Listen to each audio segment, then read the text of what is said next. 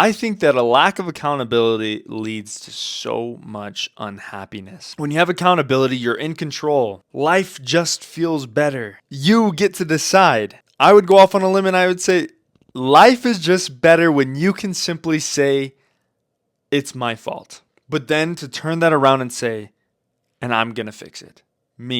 I'm going to fix this. When you're around other people, accountability is actually pretty easy. It's pretty easy to be accountable when there's hundreds of your peers or even just two of your peers, one of your peers around you. Because people naturally are fake. It's like that survival instinct. I have to perform the best I can around other people so that they don't judge me, so that I'm not cast off from the tribe. And that's awesome. Honestly, that's why it's so good to have such a powerful friend group, a friend group that has similar goals or goals greater than your own, so that you can ultimately grow with them. It's that competition.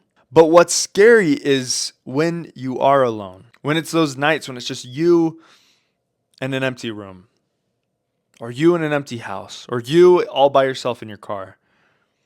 Are you accountable? Are you accountable to yourself? Do you take responsibility for your actions or for the things you don't do? When no one else is around, that's what reveals who you really are. So for me, you're going to hear me harping about this a lot. Actually, this is the last video of this series. If you guys haven't watched any of the others, I've got so many others for you guys to watch.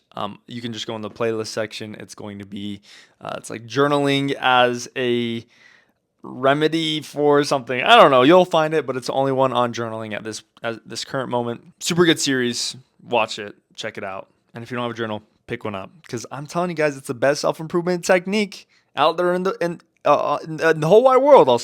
I will say that. But what I like to do is I like to use my journal to track my progress, track my goals, track the things that I want to accomplish in a day. You've probably heard me talk about that a little bit throughout this series, just on different video topics, because I think it can cover a wide variety of problems that we'll face. It kind of treats life, it makes life feel kind of like a video game, and you get to treat it like that, where you set a mission, like a checkbox, for example, and you can't check it off or get that satisfaction, that dopamine rush of accomplishing something until you actually do, and then you gotta mark that off. And I feel like that has been super, super powerful, just to keep yourself accountable. But not only that, but just writing down how you feel, writing down and getting real with yourself. This is what I had planned today. This is what I ended up doing. It's like when you do that, suddenly there's a kind of an overwhelming spiritual confirmation. There's a change in heart. There's a change when you accept and take responsibility for the things you didn't do, or the things that you did do that you shouldn't have done, that change everything. Something shifts, something beyond the flesh.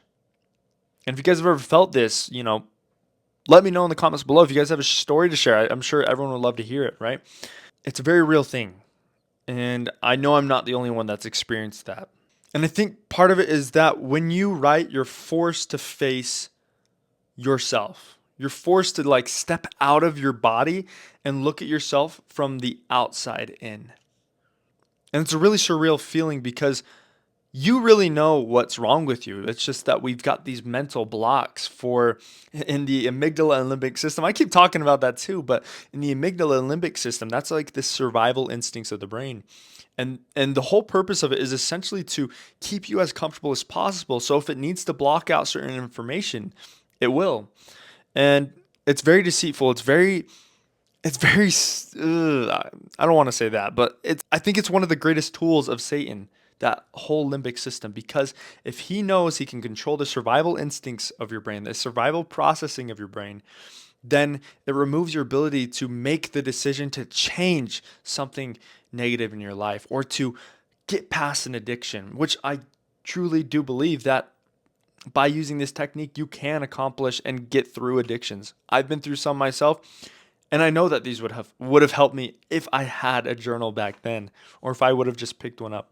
I just know that even though, or through the hard things I've been since that point, a journal has gotten me through all of it, every single bit. And I just remember, I was on my mission living in Spokane. Actually, I was living in Pullman, Washington, and looking at college town. There's a lot. I love that place, but I started my mission there and I finished it there.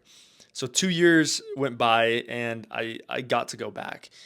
And I just had a lot of feelings and worries about going back home and returning to this life that I I didn't know what it was going to be like back home since I hadn't really been home for 2 years. And being able to take those nights where I was unsure or I was nervous, or maybe if I was feeling sad or anxious or stressed about something, or like I was missing someone, I was able to turn to my journal and write, and then watch and feel as my brain shifted and connected me straight to God. And that's maybe a bold claim that a journal can connect you straight to God, but I really do feel it does. You journal long enough in a night, or you pour out your heart enough, and you will see how God instantly comes to comfort you. So, yeah, that's why journaling is so powerful. It forces you to face yourself, and then in the process connects you to God. The second the pen hits the paper and you start pouring out your heart, that's when true change starts to come forth. When you take accountability for your actions or for the things that you did or didn't do. Oh, voice crack. When you take accountability for the things that you did or didn't do, true change starts to happen. And that's what you call repentance. This is what Jesus Christ taught about in his ministry. So in order to grow, in order to overcome addiction, in order to change your life the way you need to. I mean, we're talking, this is 2026. We're not that far into the year. And it's pretty easy to forget about the goals and the dreams that we had at the beginning in January. We're not that far in. And I think it's important to recognize that taking responsibility, taking accountability, even, I would go as far to say, basically the same thing, those are required for growth.